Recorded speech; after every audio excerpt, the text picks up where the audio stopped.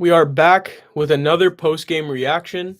Your Los Angeles Lakers rested Luka Doncic, Austin Reaves, Dorian Finney-Smith, Jared Vanderbilt, with LeBron and Rui already out against the Milwaukee Bucks. They take a 30-point win or 29-point win pretty easily. But there was a bright spot of today's game, and it was actually Bronny James. We have a lot to talk about, chat. Um, some fun moments from this game. Obviously, you're not going to take anything away from this long term. We're live on YouTube and TikTok right now. The Lakers unironically had to start Markieff Morris today, so that it is what it is. It completely is what it is, but it was a fun one because Bronny James was the best Laker today, even though he had one of the worst plus or minuses in minus 36 with Shake minus 37 to beat him. But 17 points, 5 assists, 3 rebounds, 1 block, 4 turnovers. I think his point guard skills need to get upgraded significantly, obviously. But the scoring looked good. He has a bag. He got to his left a couple times. He had an inside hand finish on the right side with his left. He had a lefty layup towards the end that was pretty nice, just kind of skirting through the lane a little bit. Hit a nice three-pointer. I think I missed his second three, but pretty much, yes, he's an NBA player. I can't believe this conversation was happening. I mean, I can. I know NBA media. We all know NBA media. Any of us who like the NBA, any of us who watch basketball, we kind of knew there was going to be a narrative. There are many haters of many different teams, many different people. Obviously, LeBron gets a lot of that. And before he was a Laker, I wouldn't say I was in on the hate, but I wasn't not supporting it. So when you're on two sides of it in your life, it's funny. But when you realize that Bronny actually is pretty decent at basketball, a lot of the naysayers kind of go quiet on a day like this. Do I look like Bronny? That's funny. The funny thing is Bronny is younger than me by a lot. I think he's 20. I'm 26. So it's funny to see younger players than me now and people that are just younger in the NBA. Like Luka's my age. Austin is like a year younger than me. So that's really weird to process. But Dalton Connect, who is 2 years younger than me, minus 10 today, but that's because of some good garbage time from him. His ball handling is going to continue to need improvement. Luckily, the Lakers have Austin Reaves and Luka Doncic to learn from. I think Gabe Vincent has a ball handling issue too. He looks a lot better with a point guard than he does as the point guard, which is completely acceptable. Jordan Goodwin, decent game, 8 rebounds, 5 assists, 2 blocks and a steal. Pretty much expected that. He's not going to give you more than 8 to 10 points on a good night, so he gave you 8, and that's fine. And Jackson Hayes was amazing in his short 16 minutes. They obviously didn't want to get him hurt or anything, so Jackson was locked into playing his role for 16 minutes. Played some good defense on Giannis. I really liked what I saw from him. I think Markieff was just trying to get as many shots as he could up in the few moments that he got to play. Although today was 28 minutes, but that's the most he'll play for the rest of his career in a game, most likely. Trey Jemison showed you some good things. I'm really disappointed in my boy Cam Reddish. Just seems like he doesn't care. I don't think Cam Reddish really cares about playing basketball in the NBA anymore. I think he's interested in frying people 1v1 when, the cameras aren't all the way on, just the high practice training facility cameras, which is sad because I love Cam Reddish and I had high hopes for him after last season's high. He's probably best point he had ever played in his career. My pinned video is like a 1.4 million Cam Reddish video because his defense was absurd last year. No, it's ridiculous. No, not Bronny. Bronny played 30 minutes and this was good. You may have to do it again in a game where the Lakers have guys sit out, but Markieff is who I was talking about, and him playing 28 minutes clearly wore on him. Even 30 wore on Bronny. He looked really tired at the end. He's definitely a shooting guard mold, point guard body, but he has good defensive instincts. He tapped out a lot of balls. He looked good. I liked it. And then I think the funniest thing, last thing about the Lakers before we get to the Bucks, was Alex Len hit a 3 today from the corner. It was hilarious. It was very interesting.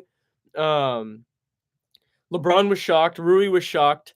I think Luka was shocked after the fact because it's Alex Len. You don't expect him to shoot a 3. He goes 4 of 7 today, but he's not a good passer or anything. He had 9 rebounds where he got up on That was cool and whatever, but ultimately you could see why they wanted him because he was their only option and he made them leave Indiana. They made him leave Indiana. He had a deal signed with them already, and then Indiana just and him decided to not continue because the Lakers had a deal for him. Seems that 3-point shooting might be a strong suit for him. His form is pretty good. He went in and out on his second three. So that was fascinating, but I don't like anything about his passing or decision making at all. He had 10 points, 9 rebounds, so that's solid. But the Lakers may want to consider. Obviously, Cam Reddish is going to get waived. Obviously, he's going to get waived for Jordan Goodwin. But now, if you want Jemison or Koloko to stay on your roster, you have a decision to make. Is it just Len? I've been on the side of Len for a long time, but I can see a world where Shake Milton. I can see a world where Shake Milton is that guy who gets waived, so the Lakers store more bigs just in case something happens to Jackson Hayes in the playoffs. Obviously, they'll go small before they put in an Alex Len or a Jemison or a Koloko in any team. But yeah, no, it was very interesting to see Len. I wonder if they want to keep him and hold true to the contract they signed him to, but ultimately you have to do what's best for you. So with the Bucks, obviously they were playing the Lakers' third unit, with Gabe being a second unit guy, and then Connect being a second unit guy, and those were the only two like really feasible starters. And Goodwin, of course, second unit guy, but he's been starting. Um, Everything else is, inconsequential, but Giannis in a couple possessions, fresh off his 0 of 6 performance when Draymond was guarding him, looked stoppable. And the Lakers probably won't face the Bucks again this year. I don't think they're going to the finals. That the Bucks, obviously. But they're interesting. Gary Trent always pops on the Lakers, 6 threes, nice steals. He had 2 steals, but he should have had like maybe 5. He got his hand on a lot of balls. And that man is just when he plays the Lakers, he turns it up. So that was expected. 23-point performance from Gary Trent. Very, understood. Ayo is right, chat. Ryan Rollins, 10 points. I was surprised they started Rollins over KPJ, but neither of them really shot well, but they were both plus 12 and plus 17.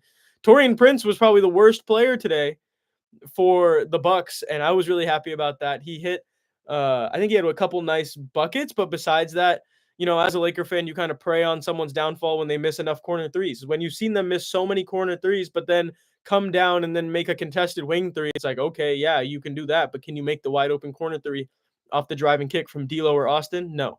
So Taurean Prince is who he is. Brook Lopez is still plugging along.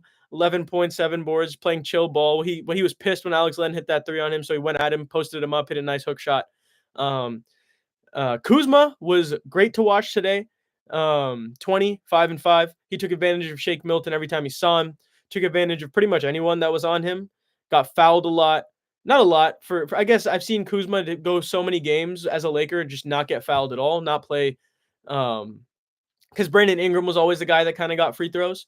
And Lonzo also didn't get free throws, so it was always infamous that him and Kuz were like just shooting a lot, running a lot, and not always doing. So he got to the line 5 times. He missed 3. I feel like he needs to be better on that end. He didn't make any threes, but that wasn't the strong suit of his game. It was the slow step bump, and one on Shake. It was a pump fake up, get someone in the air, foul, Trey Jemison.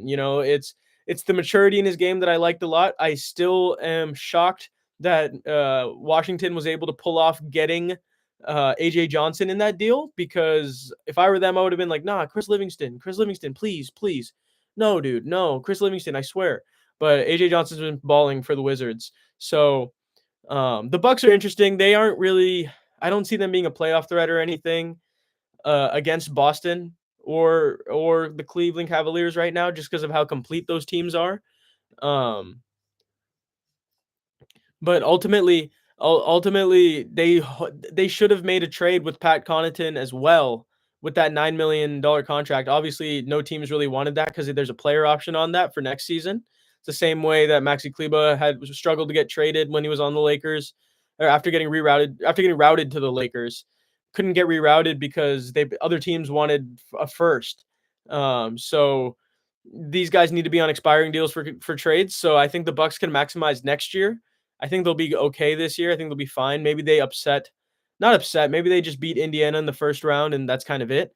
I just don't love it. I don't. I think Mobley and Allen can pack the paint against Giannis, and I think Boston has a plan for not Giannis, but they can pretty much stop everyone else. Dame might hit some good shots, but at the end of the day, these defenses are too strong, and other teams' offenses are better. So everyone like up in the TikTok chat right now and on YouTube. Let's get to 500 likes on TikTok.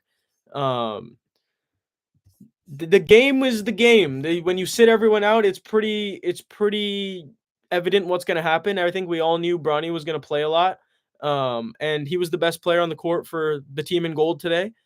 Even though he did have, I know this minus 38, minus 36 is going to get a lot of people going, but those kind of things are that's development. As the biggest Kobe fan in the universe, he airballed, two of the biggest shots of his career to start against Utah in a playoff series. So it happens. I don't think Bronny is going to be Kobe, don't get me wrong, but I don't think Bronny is some bum where he needs to be stuck playing in the G League and then ultimately fizzles out. I don't think he's like, I'm no disrespect to Zaire Wade, but he's not Zaire Wade. He's Bronny James. He is an NBA player, and now with the teaching of JJ Redick, LeBron James, Luka Doncic, Austin Reaves, he can become a rotation player one day in his career. But ultimately, when you have LeBron's genetics, and he is LeBron James Jr., he's his own human. Your body is different from a lot of these other guys. You see the way he looks through. You see the way he looks in comparison to Shake Milton, right? His body's just different. Like you can see the potential for defense on ball, being a 94 feet guy, guarding your backup point guard who gets the bench going, not shutting them down, but being with him and not giving up anything easy. I think he has to mature a lot when there's a fast break, because when there's a fast break, he kind of stops at half court or at the 3-point line, tries to stop the ball when someone else is already stopping ball. So the rim is just wide open. And I think he did that too much tonight. I think a lot of Lakers did that tonight. It was, obviously you kind of expected it to be bad, but the discipline wasn't there for a lot of these guys on fast breaks. I think fast break defense was detrimental to their ability to try and make a run in the third quarter. But it's ultimately the ball handling that was the struggle today. Gabe Vincent is a shooting guard. He should guard the ones, always guard the ones, but he's a shooting guard. So also I appreciate all the gifts, by the way, guys. I'm seeing all the gifter badges. I appreciate that. Good win. He guards the ones as well. He guards the twos. Those guys are meant to guard. Their ball handling is they leave a lot to be desired. That's why the luxury of having Luka, LeBron, and Austin is ridiculous, because those are three of the best ball handlers in the NBA. So you don't expect this from your fourth, fifth, sixth ball handlers, but that's what kind of did them out today. They turned the ball over a lot. Alex Len had 3 turnovers. Bronny had 4. Shake had 2. Gabe had 2. Goodwin 3. Connect 3. Jackson 1. But I can't believe what Jackson has become. He can't do anything wrong these days. He plays very well, and he shot a 3. And I remembered in New Orleans he hit some 3. So if he can keep someone honest and he's forced to take it one day, maybe, but not when everyone's healthy. But in a game like this, you should take a 3, especially when people like Pete Nance are taking 3s. Pat Connaughton, Brooks shoots 3 in a game where he normally would have shot like 8, but the guards just got so many wide open 3s off these pin downs, off these wonderful run plays that I know Darvin Ham was working so hard on. To beat the Lakers, they ran a great play for AJ Green in the right corner. That was fantastic stuff. He is a legit NBA player. He's a legit NBA player, but in the future, you'll see legit rotation minutes when it matters. I think now it's going to take some time. Obviously, he's just 20. He has game. He has skill. The things look fluid for him. His layups were impressive. His floaters were impressive, and he has touch that I don't think a lot of people thought he had. And it was funny when he stepped up to the line for the defensive 3-point violation that Milwaukee committed. He stepped up to the line and he kind of looked at Gabe Vincent. Gabe Vincent looked at him, he's like, nah, you got it. And then so Bronny hit the free throw and he had 17 points. It was a good game. There's a lot to be worked on, but he's not what people say. He's also not some immediate impact role player that's going to give you winning minutes, but ultimately he showed flashes of good basketball play. And he's clearly been watching Austin Reaves because that man tried to mix up Giannis, almost got away with it, but then Giannis kind of got his arm a little bit. But even though the guy gets your arm, you have to be able to at least make the pass to the corner. You can't just lose the ball. So I think there's a lot of maturity there. I think there's going to be a lot of more. I think there's going to be a lot more G League minutes once everyone comes back. It sounds like LeBron, Rui are scheduled to be back on Saturday against Chicago in a game that you just have to win because Chicago wants to lose, but they actually won tonight. So um, they want to lose in theory, but they're not. They're not just going to give you the game. So LeBron, Rui, Luka, Austin, all coming back. Dorian Finney-Smith, Vando. Then you already have Jackson Hayes, Gabe Vincent, and Jordan Goodwin and Dalton Connect round out the rotation. Jemison will probably be the backup center over Koloko because he's probably a better fit to guard Jalen Smith. But actually, if anything, you may not even play a backup center because you can run Dorian guarding him or Vando or Rui because he just shoots a lot. He's not trying to dunk very much like he was in his rookie season. So the Lakers can probably go small on Saturday. Against Orlando might be different, but just looking towards that game, that is a game where when everyone comes back, you should see some good output. So now let's do we did a standings check last night. Let's do it again. Lakers are in the 4 seed now. They drop right below the Nuggets, even though they do own the tiebreaker, but the Nuggets are up 1 on the win column. They are tied in the loss column. The Lakers kind of knew they had to take this game as a loss so they can go beat the teams they should in the East. So they would, in theory, play the Grizzlies 4-5. I think a lot of Lakers fans are happy with that matchup. Nuggets would play Warriors, and you'd hear a lot from both sides of who would be happy in that matchup. But Steph Curry got hit today, got injured. So hopefully he can be okay. Hopefully the Warriors can continue their push. I don't think they want to fall in the play-in, but you lose Curry for a couple games. Who know if you drop a couple that you shouldn't, that's tough. But they won one without him against Milwaukee, so you never know with that Warriors team. They're just different. They have a lot of guys that do completely different things out there. The Clippers still remain in 7, Timberwolves 8. I don't believe either team played today. But it was a lot of bad teams on the docket today, but the Lakers ultimately are the 4 seed for now. They will look to be back in the 3 seed on Saturday when they face Chicago. And then I think on Monday when they face Orlando, you can probably look at the 2 seed, but the Rockets keep winning. So it'll be interesting to see what happens with the Rockets. The Lakers play the Rockets twice going into the end of the season, which will make things sticky. You have to beat them. You please beat them, man. If you guys remember the last Rockets game that the Lakers played in Houston when Max Christie threw the ball out of bounds, that was tough. Not out of bounds, when he threw it right to the defender. That was a tough watch. Then you have Indiana on next Wednesday on the 26th. And then you get Chicago again in their home. So you go to Indiana on the 26th next week. Then you go right to Chicago for the next day after playing them at home this upcoming Saturday on the 22nd. So you have a road trip that you need to take care of business at. You have to beat all these teams. You have to. The Lakers just need to win every single game if they care about maintaining home court advantage. I think they do. I really do think they do. And JJ Redick is very focused on a 1-game mindset.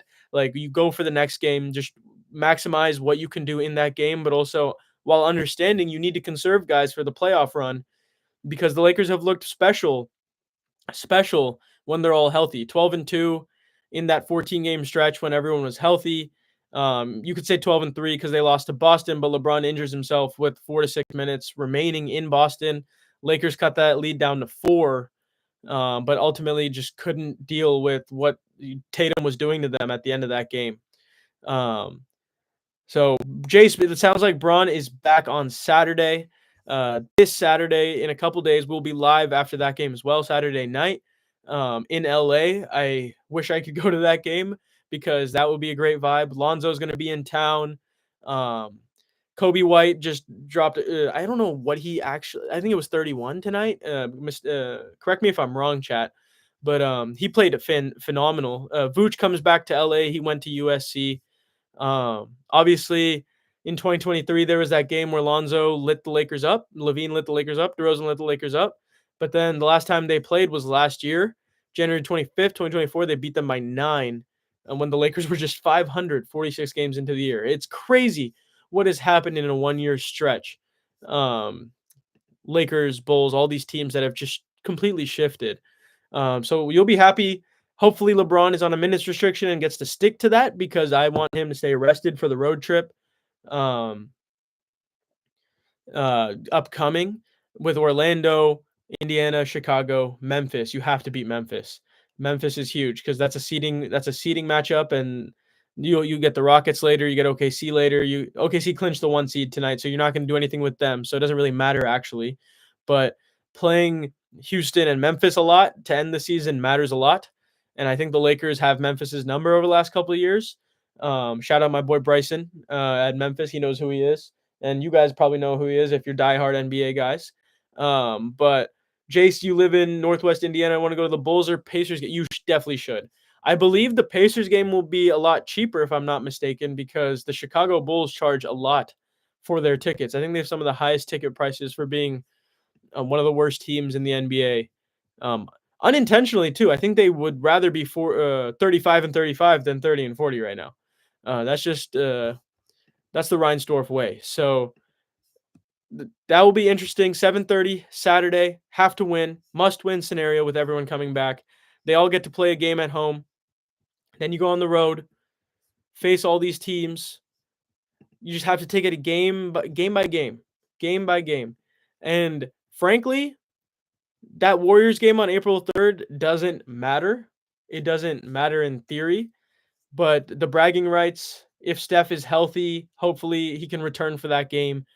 Jimmy Butler, Draymond Green, you kind of want to see these guys once fully healthy, because you might have to face them in the first round, second round, whatever it may be. I think the Warriors can beat Memphis. I think they can beat Houston. I don't think they can beat OKC, but or Denver or the Lakers, but I think they can beat pretty much any other team in the West. I kind of view them as the fourth most important team in the West, after the Lakers, Nuggets, and Thunder. So that will be a good matchup on the 3rd. Then obviously we'll go through everything that happens later, but the Lakers should be fully healthy starting Saturday. So now you want to see with the Lakers being fully healthy starting Saturday, you kind of want to see everyone get back to what they were doing. You want to see Luka mesh with LeBron. A big topic of conversation on Lakers Nation is, how is Austin going to look when Luka and LeBron are back? Or I guess just LeBron, but Luka took today off, because he was probably averaging 18 to 20 with Luka and LeBron together, but he was averaging 29 with LeBron out. So what kind of output do you want from Austin? Because you have Rui, who's an 18-point game a guy Saturday. Yes, he is back, guys. DB3, he is back on Saturday. Appreciate the number 1 gifter badge too. He is back Saturday as well, the Black Samurai himself. I'm interested to see how he looks, because he looked really good offensively and defensively since the Lakers got Luka. It feels like everyone just stepped up their play since they got Luka. He was averaging 18 points a game, playing really well. The team looks insane when they're all together, so they can beat anyone for that reason. They had a good plan when they played Denver. They fronted Jokic a lot with LeBron, with Rui, have Jackson Hayes be a helper, a roamer, block shots, alter shots. So when this team's healthy, they can do a lot, because Luka can also just go out there, score 20 in a row, do what he does. Thank you, Da. Bronny needs to be on a team without a bunch of stars. No, I think this is actually the best place for him, is LA, because the bright lights are what matter at the end of the day. If you want to win a championship, you have to see what the bright lights are. You have to experience that. And you need to realize, look, just because my dad has all this pressure on him and I have all this pressure on me, what he said today was amazing. It's, these people think I'm a fucking robot. Like, that's the right mindset. You have to be locked into what you do and go out there and go play your game. And he finally did that today. 17 points, 5 assists, 3 rebounds, 1 block. He had a float game that I haven't really seen him shoot much, that looked really good. he looked comfortable when he was with Goodwin because that is the starting backcourt of the South Bay Lakers. So they spent a lot of time together. He spent a lot of time with Devontae Graham before that NBA veteran, but Goodwin was a much better fit because you put the ball in Bronny's hands and then he averages 25 and 5 in the G League. So this is kind of what you expect if you give him 30 minutes, even though the plus or minus is, it's difficult, but um ultimately he has the tools. And that's a blessing that LeBron gives Bronny. It's a blessing that he has come back from a heart attack back at USC now. I feel like he wouldn't have had very many issues if he didn't have that heart attack. He probably would have played better at USC, been a higher pick. There were a lot of people talking about 17 for LeBron for Bronny James, and it ultimately was Dalton Connect. And then Rich Paul told 15 teams not to draft him when it got to 40. That Shams put that report out: don't draft Bronny, or he's going to go to Australia and not come back to you, or sign a contract with you. So they let the Lakers take him at 55. But the narrative was spun that, the Lakers had to take him at 55, whatever.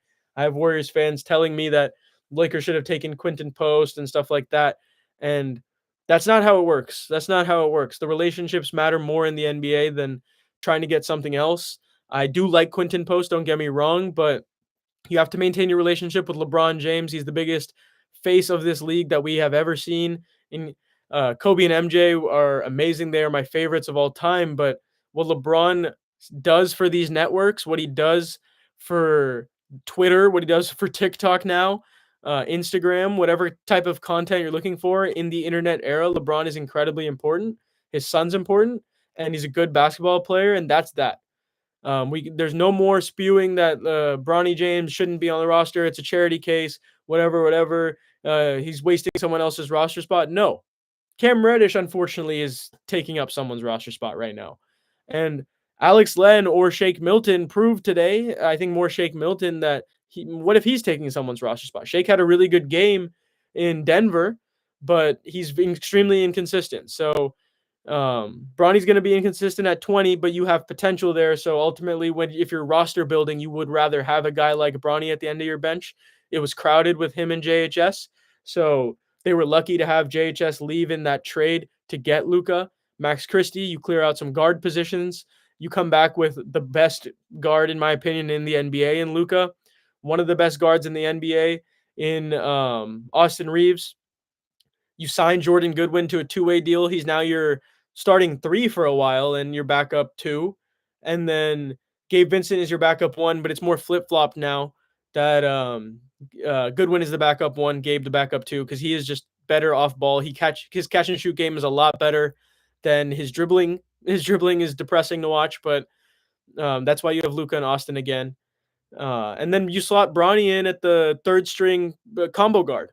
And that's completely good. Like, he's playing in the G League. He gets all his minutes. He's in the Stay Ready group that JJ Redick constantly talks about, where him, Cam Reddish, Koloko, Jemison, Len, Reddish, Markeef, any of these guys that never play, they will play against the coaches in every single practice, every single day. They're scrimmaging. They're learning all the plays. They actually play probably the most out of anyone because when they're in G League season and it's at home, because they play the game, go to Lakers practice, you scrimmage hard, then ultimately if you get in the game, you're getting a lot of basketball in on a day-to-day basis, especially seeing how Santa Cruz plays. I've been with the Santa Cruz Warriors for the last 2 years, seeing how they practice, see how they play. They just emphasize, go out there, play basketball, shoot, make the right decisions, and advertise yourself to these GMs. So make sure they can see what you are doing. And a lot of these guys are improving. Yeah, I got to see a lot of guys get called up in Santa Cruz and go to San Francisco because of this constant ability to just play basketball. A lot of people will stray away. A lot of pros will stray away from the G League if they don't think they can get in the NBA, because you're getting paid $50K if you're not a two-way contract guy. So you're getting paid roughly a teacher salary, entry-level teacher salary, to try and make it to the league. It's your dream, so you'll do it. But if you can make money elsewhere, people will do that. But if they don't have that opportunity, they'll be in the G League. So Europe pays more. China pays more. You're probably not going to get paid more in South America, but in the G League, you can get seen by more NBA scouts. Thank you for the rose, Imad. You can get seen by more scouts than anywhere else because they're at every game. They have access to all the film. They have every single game on tape that they can watch. They see how you work in the weight room. They see how you talk to your teammates. They see how you interact with the big club. Um, there are a lot of benefits of the G League, and you're seeing it right now with Bronny James. And I think my best example that I can point to right now is Jordan Poole. Back in the bubble season when he was him and Kevin Porter Jr. actually, they were freaking amazing in that G League bubble, along with Jeremy Lin, who was with the G League Warriors as well. Is him and Poole leading, and Nico Mannion leading things. Poole showed that he had not superstar, but all-star offensive potential. Then he got his confidence back because a lot of his issues when he started out, that was confidence, and a lot of people talked about that when he was a young Warrior. But then he got his confidence locked into to something new. Got to see the ball go in, got to shoot a lot, got to play a lot. And first-round picks don't normally go to the G League. He was 30, but he got that opportunity and he was better. And same with KPJ, Kevin Porter Jr., who we saw in the Bucks today, and now he's somehow getting a career through all his whatever he's going through, allegations, whatever. But he's now making a career for himself. So that's all you can ask for with the G League. The G League gets people up to the NBA. That is their goal. They have no incentive for you to stay in the G League. There's nothing that helps G League teams about individual players except for when South Bay were to go on the road. So it'd be good for other teams, but it's better to ultimately get your guys up and prove that your development system is top tier. And that's why the Santa Cruz Warriors and the Golden State Warriors care so much about that. You've seen Pat Spencer get an NBA contract. You've seen Guy Santos get an NBA contract. Lester Quinones back a couple years ago. So many different guys. Carl Landry used to play in the G League. Like Juan Toscano Anderson, Quinn Cook, Axel Tupon, a lot of guys. And this year, you're seeing Jackson Rowe got some NBA minutes. He played against the Lakers. He's a very impressive guy at Santa Cruz. He can shoot, play 3-and-D. They get his body right. They get a lot of Kevin Knox is playing for the Warriors after having a strong Santa Cruz year. So the Lakers are trying to do the same thing. They've talked about it this offseason, prioritize internal development. And that's what they're doing. That is why you see Bronny have 17, 5, and 3. People are saying I look like Bronny in the chat. That is hilarious. That is very funny. I wish I could jump as high as he does, but the G League, end of story, is the G League is so important, and this is why he's playing well. Cam Reddish not playing in the G League, got traded, spent time away from basketball, not smooth. I see people in the chat talking about why Bronny plays more than Cam Reddish in a situation like this. Cam Reddish doesn't look like he cares, and that's what it comes down to. He's out there playing way too nonchalant.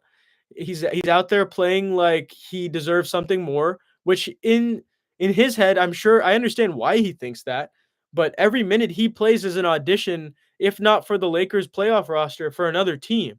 And he's not seizing that opportunity. And Bronny James has a lot to prove. He has a lot of people talking trash on his name. So he has an opportunity to seize. He has people to prove wrong. It's different. Cam Reddish peaked last season as a defender. He had a nice pull-up midi today where me and my brother thought he might go and try and score a little more, but he ultimately didn't care anymore, and that was that. His minutes were kind of trash. He pokes balls out, and that's it, but you see him try and come off a screen. He's just very lackadaisical. He does not want the ball that much, and if Bronny James was in better shape, you probably would have seen him score 20 to 25 tonight. He looked really gassed at certain moments. He hasn't had to guard NBA, these types of NBA players, switch on to Giannis. That's one of the hardest people to guard as a 6'1" guy. You shouldn't let anything happen. You shouldn't let anyone stop you if you're Giannis, but with Bronny, you're just getting hit. You're getting hit all the time by Gary Trent. He's hitting threes on you. You have Ryan Rollins guarding you aggressively like he wants to kill you. It reminds me of the Lonzo when he got drafted and Patrick Beverley acted like he ruined the universe because his dad had confidence in him. Ultimately, and the NBA is not receptive to initially towards this type of father support, treatment, whatever it may be, overzealous potentially towards other people. I don't blame certain players. They came up a different way. But when we've had these two really famous family situations, the general public has not liked it, and it's understandable. And they normally start to wear off once the player plays well. So I hope this is a good step in the direction of Bronny's narrative, because it's upsetting for Lakers fans, especially. I'm sure the LeBron fans have a lot to say about this, but as a straight up Laker fan who supports everything we do, I just want our players to play. I want them to get better, and ultimately he had a good game, and that's good for me. That's good for the Lakers. You develop these guys. I don't think the Lakers ever saw Jalen Hood-Schifino have a game like this, so that's a positive. He's playing well for Philly, though. Shout out to Jalen Hood-Schifino. Ultimately, if you can play under the bright lights, unlike a lot of players have here, you have a place on this roster for a long time. He's on a 4-year guaranteed deal. He will be here, and he will be in the South Bay system. He will be working, and hopefully he can translate the good scoring output that he gave today and the good set of moves that he has into more winning basketball. I think his body is above average for his size, for his height, and he's very strong. He's very quick. He's very bouncy. So there's defensive potential there, but his IQ on the defensive end needs to improve. I need to see better instincts on fast break defense, especially, and also chase down blocks. There's this one block attempt that he had on Gary Trent where he fell onto his back. It's dangerous for you. Wait on it. You have the tools to get that block, but ultimately you need to get your timing right. And the only way you can get your timing right is to play more games. When he gets to play more games, he's going to look like a different player. But pretty much to round out this Bronny conversation, I think his ceiling is good backup 2 in his future. I don't know about the point guard development, but I do like the 3-and-D ability. I do like that he can make a floater. He made one over Brook Lopez. He made a mid-range with Giannis in drop, so that was fun to watch.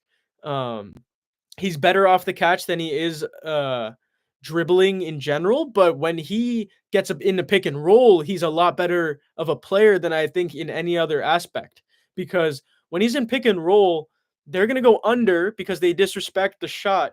He's been making it over the last few times he's played. He made a nice 3 a couple games ago. Fade away. It was beautiful. Today, gets a screen, gets open, casual 3.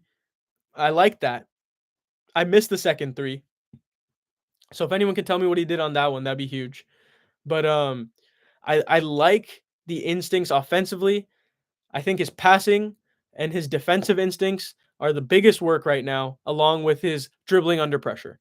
JJ Redick pretty much cited his stamina as being a big issue because he'll be an NBA player. He pretty much said he'll be an NBA player if he can get in elite level conditioning, and that is completely true. JJ Redick was one of the most conditioned players we've ever seen. He was running around screens all the damn time off these Blake Griffin pin downs, DeAndre Jordan pin downs, Dwight Howard pin downs, Milwaukee for the half a season, New Orleans when he was the $23 million guy, at Philly, with Embiid. He's worked a lot of two-man game. He knows how to get two guards upgraded, and I think that's what his positive as a coach is looking like right now. It looks like JJ Redick has the ability to develop people that want to be developed.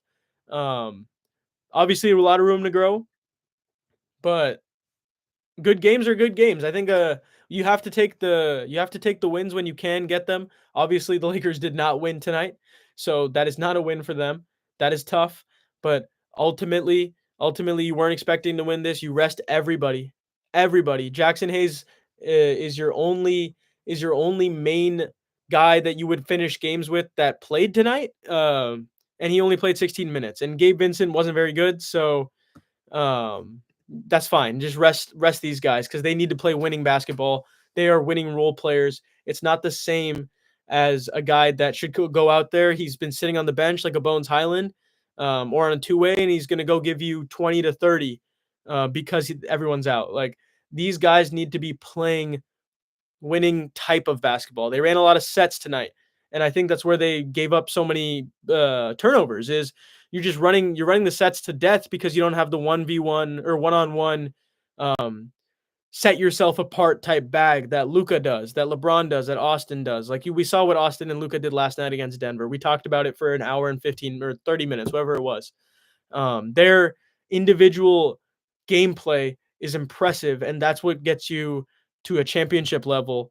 But if we're just talking about grassroots basketball, how to make someone better, how to make someone better in general, you need them to learn these habits. You need them to learn how to drive and kick. You need them to learn how to guard straight up. You need them to learn how to play help defense. You need them to learn when to cut, when to go off on your own and do something that sets you apart, when to understand that, okay, I have to do these robotic kind of things in theory, but what am I going to do that makes a difference in this game?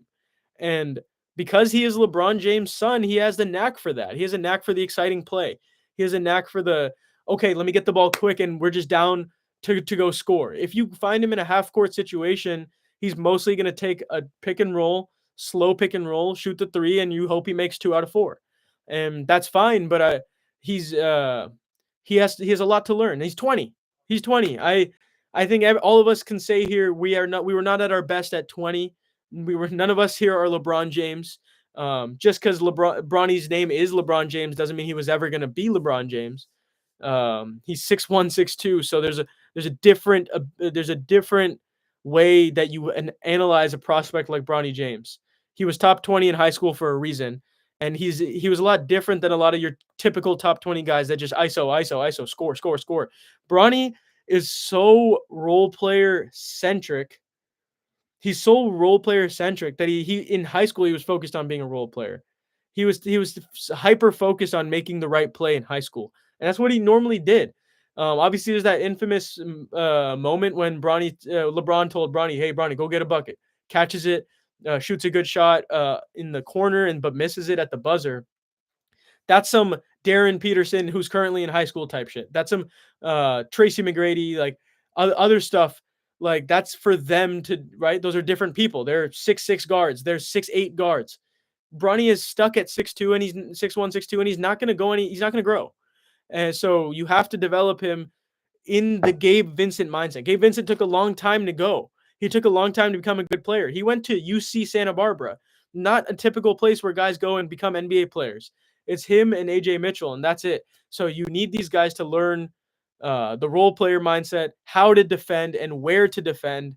That's something you learn as you get older. It's not just skill training. It's a lot of getting in the lab with higher IQ players, better players than you.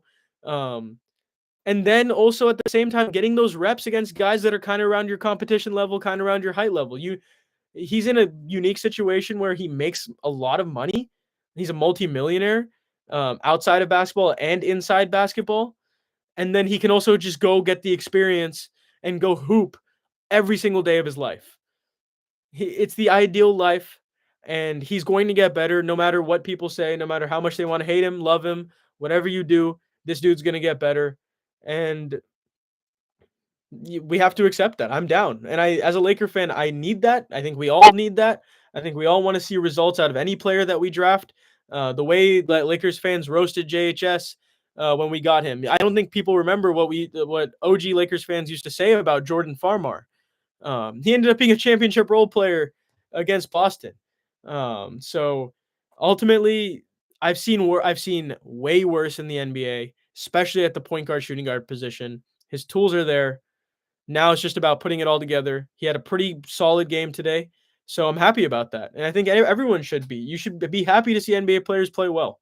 There's nothing you would gain from seeing someone do bad. There's besides fitting in whatever problems you may have with your own insecurities, ego, whatever it may be. Wishing on a player's downfall is ultimately fun, very fun. I think we all did it as kids, but when we're analyzing this game, it's not going to help anybody. What do you think LeBron's future looks like? I think LeBron's future is whatever he wants it to be. He'll say that too, but 2 to 3 years. I would like to see him for 2 to 3 years. Sorry, chat. I'm looking at YouTube too, so I'm now seeing your guys' comments. I'm seeing the LeBron hate, so that's fun. But Art, so wait, let me answer Tristan's question. What do you think LeBron's future looks like? 2 to 3 years. With Luka, I think he's added more years now. He can do more. He gets to play receiver, as he said. He does a little, although he's playing more defense than he has over the last few years, so that's really impressive. He was pretty much defending at an all NBA level when he was healthy ever since Luka got here. You have to when you have to make up for a guy that he's so special offensively. But if he's out there on the perimeter, man-to-man, 1v1 ISO situation, he's going to get blown by. So in help, unbelievable. Guarding Jokic, unbelievable. I think he should play for 2 to 3 more years. The Lakers will trade for a big this offseason with Maxi Kleba, first-round pick. Maybe Connect, they dangle, but I hope they can keep Connect. But if you can get Rob Williams or a Mitchell Robinson guy like that, that's a great fit on this team. That's ultimately what they need, a backup to Jackson or someone a little bit better than Jackson, lob threat, defender, rebounder, whatever it is. That is the key to this offseason. Usually IQ is not enough to be an NBA player, 90% athleticism, especially 6'7". I think you're talking about the higher end guys that finish games in the finals, because there are plenty of guards that are playing defense for teams right now and running their second units today.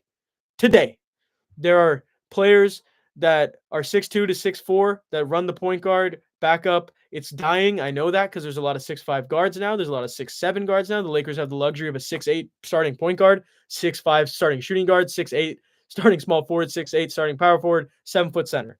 Another 6'7" wing in DFS, 6'3" guard in Gabe, 6'5" guard in Goodwin, 6'7" guard in guard forward in Dalton Connect, 7-footer Koloko, 7-footer Len, 6'9", 6'10" Jemison. So I understand what you're saying, Art, but every team can use like a Jose Alvarado type. Every team can use a Mike Conley. Every team can use a Gabe Vincent. You need a certain guy that can guard the guards ultimately, and then give you consistency on the offensive end. This is funny. Yo, ceiling is Jay Crowder is not a bad ceiling, but I can't compare a 1 to 2 guard to a 3 to 4. You have to look at Gabe Vincent. You have to look at Marcus Smart as the ultimate peak. If that's possible, my God, the Lakers struck gold at 55. But for the 55th pick, the expectations cannot be all-star guys. It cannot be Depoy candidate. It cannot be what you want it to be because you saw what his dad has done for years. You have to analyze the player individually, regardless of whatever you want to do. I'm cool with you guys having your narratives. I'm cool with anyone having their narratives. You should believe what you believe. But my opinion is that if you're going to watch basketball, don't waste your time. Analyze what the potential can be in a guy. Analyze what his deficiencies are and why those exist. Can those be improved? Because if they can't be improved, you move on from it. I think that shouldn't be lost in this conversation. You have to be willing to move off from certain assets. The Lakers had to be willing to move off from JHS. Max Christie playing his best ball, you had to be willing to move on from him because you have a life-changing trade in front of you.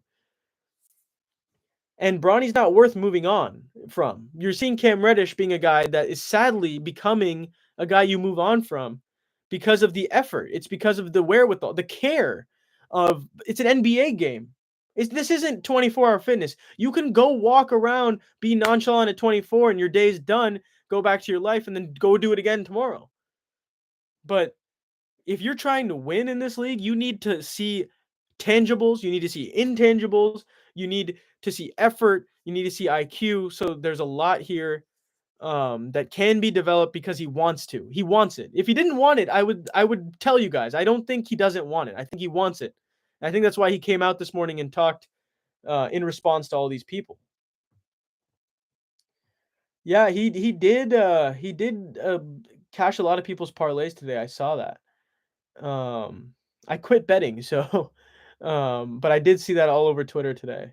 What is their terminal flaw, DJ Reamhouse? Is it the big position, you think? Bronny improved today. Yes, you get better in games like this. You definitely get better in games like this. Drew Holiday peak would have been there, maybe, but Drew Holiday's too exceptional offensively. He's an all-star, man. We can't compare him to Holiday or Smart yet. Future Hall of Famer, that's funny. Bronny will never make it. Yeah, okay. All defense two-way type player. I would love for him to be an all defense two-way type player. I don't know about we have Nikola Jokic in the chat actually. Sorry to get distracted, chat, both chats. Nikola Jokic says Bronny's better than Shaq, TBH. Hopefully you come to the Lakers in a couple of years. We'll see you in LA being with your boy Luka Doncic. So see you here soon. 20 bands. Hey, yo, Roger. I don't think you have that money, and I definitely don't. So we will not be making that bet. But he has started a game. I don't know if he started a game yet, but he'll start a game when everyone's out. Does that count? And it wasn't garbage time, guys. In the first half, he had 8 points. He was the leading scorer for the Lakers. The offense was terrible. So, and Bronny was the only bright spot on offense. He's the only one that made competent NBA basketball moves. He's the only one that was actually like pure on anything that kind of happened. So you'll take that. And in the second half, 9 points, solid. Oh yeah. A3M1 says it perfectly. People who hate Bronny are just LeBron haters. That's a fact. Yep. The Trevor Lane, my guy, talks a lot about it. It is what it is. And you have to live with that. This is the NBA. This is the NBA. You have to live with funny trolls. You guys are so funny, man. But I'm here for analysis. That's all I care about. You guys can have your funny comments. Enjoy.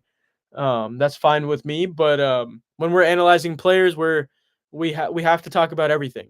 And minus 36 is minus 36, and there's a reason he was minus 36. You don't just. My biggest pet peeve when I play with people who aren't my normal 5 at 24, whatever it may be, or wherever I play with my friends, if I'm playing with randoms, my biggest pet peeve is, okay, yes, you turn the ball over. Yes, understand it. But when you get back, why are you trying to guard the guy so high up that the rim is just wide open for the leaker? Like, no one's taught these people that you need to go to guard the rim. Your friend right next to you needs to go guard the ball, and let's go. Just because you fucked up doesn't mean you can't get it back. And I think that's what we saw with Bronny's stamina tonight. He stopped at the three-point line too much. He stopped at half court too much. Also, as everyone in the comments saying I look like Bronny. That's so funny. I actually haven't heard that before.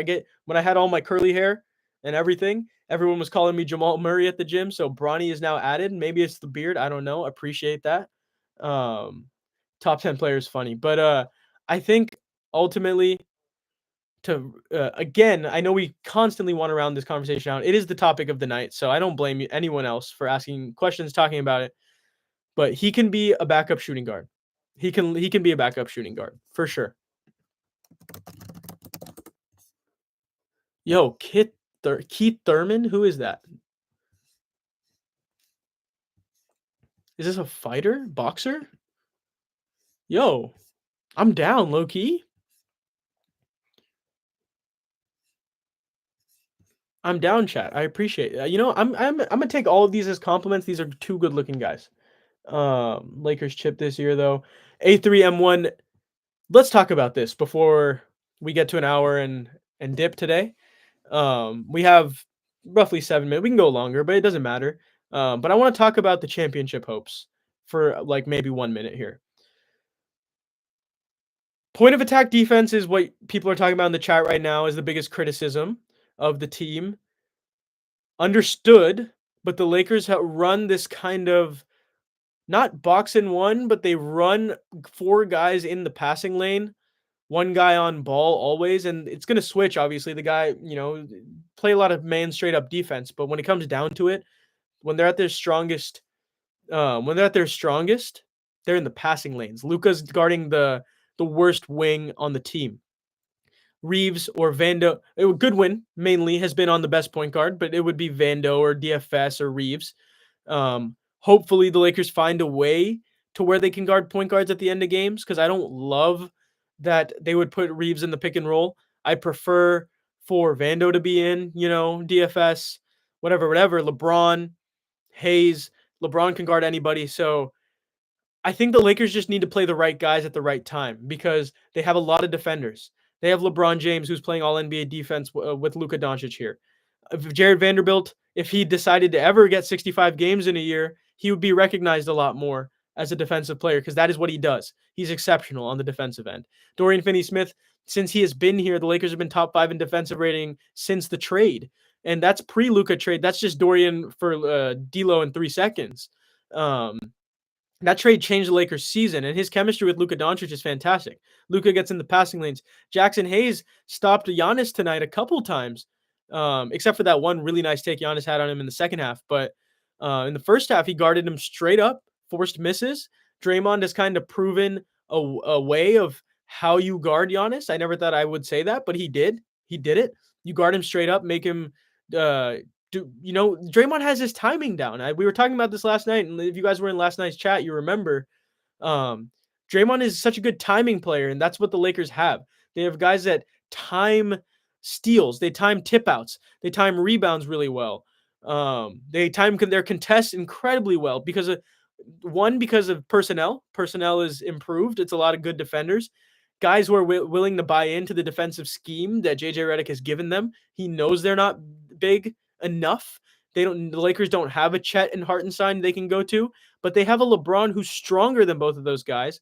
And then you have a Jackson who's just not as long as Chet, but he's probably longer than Hartenstein. And then if they had a backup, oh my God, if they had Steven Adams, this would be a championship. I would put them in a championship contention in a different level than they already are. Because there's levels. There's levels. There's completely levels to this shit. But the beautiful thing about this team is they're so switchable. They're so switchable. You switch so many different positions, you will guard straight up and you will look good. Gabe Vincent can guard point guards. Jordan Goodwin can guard point guards. Reaves is an above average defender now. Luka is your probably worst defender that's in the rotation. I think he will step it up in the playoffs because he had to. They beat OKC They made it to the finals last year, man. You don't get there with Luka just standing around letting guys blow by him. Yes, he does that in the regular season, but the playoffs are different. You read the passing lanes. He brings his IQ with them and his brain with him on the other side. It's not just that it dies when he goes there. It's an effort thing with Luka Doncic.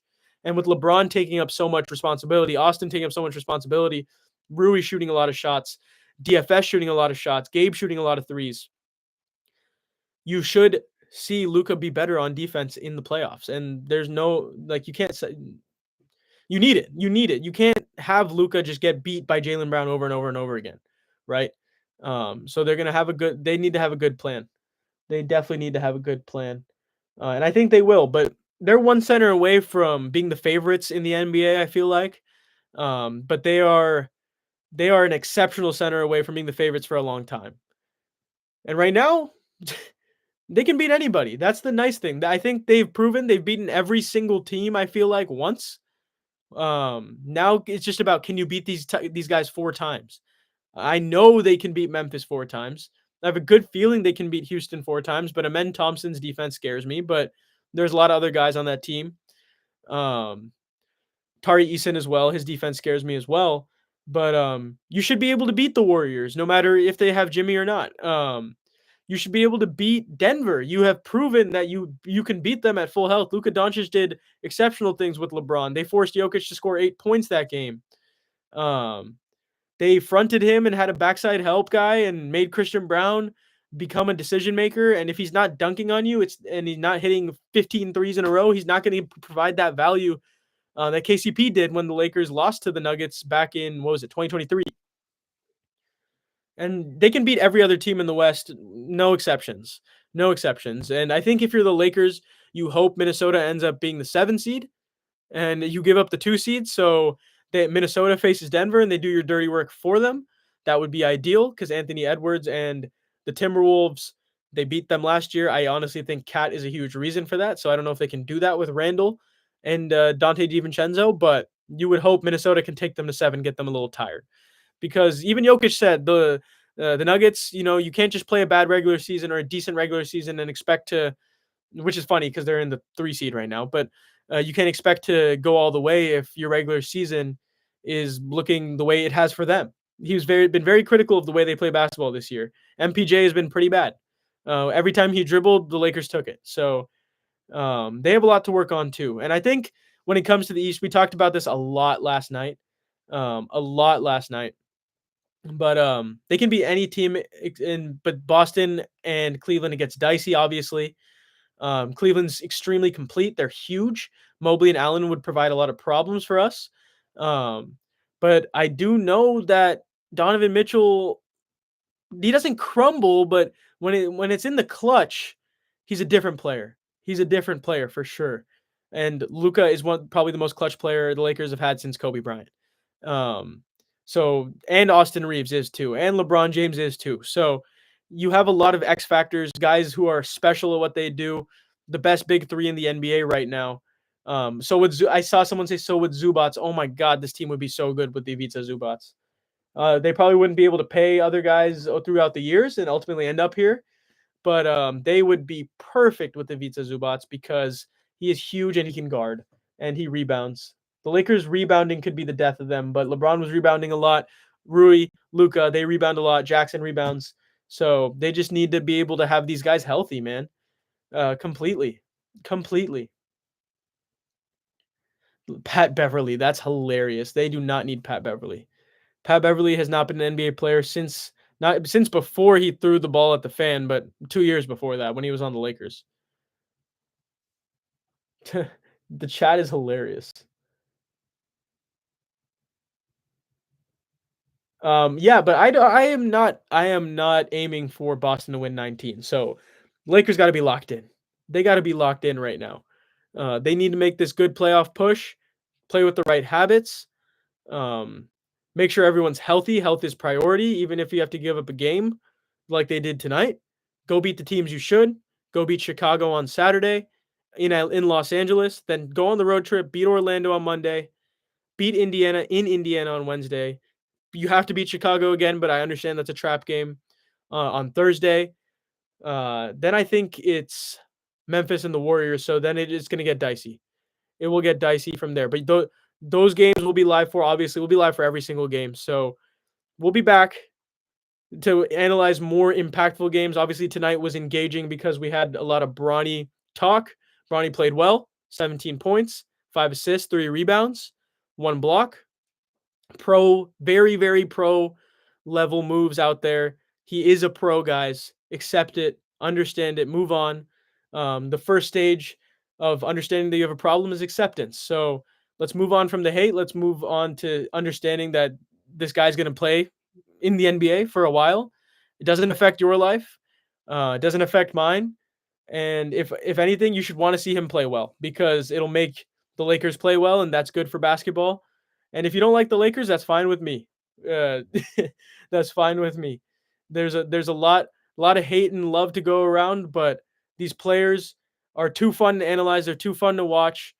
So we'll be watching him closely. Obviously, a lot of people want to talk about him, but ultimately, I'm focused on this Lakers playoff push, where Luka Doncic, LeBron James, and Austin Reaves are looking to take them to the promised land. And let's catch up on the TikTok chat before we end on YouTube and TikTok right now. I appreciate everyone that's been constantly talking in the TikTok chat. You guys are great, along with the YouTube chat.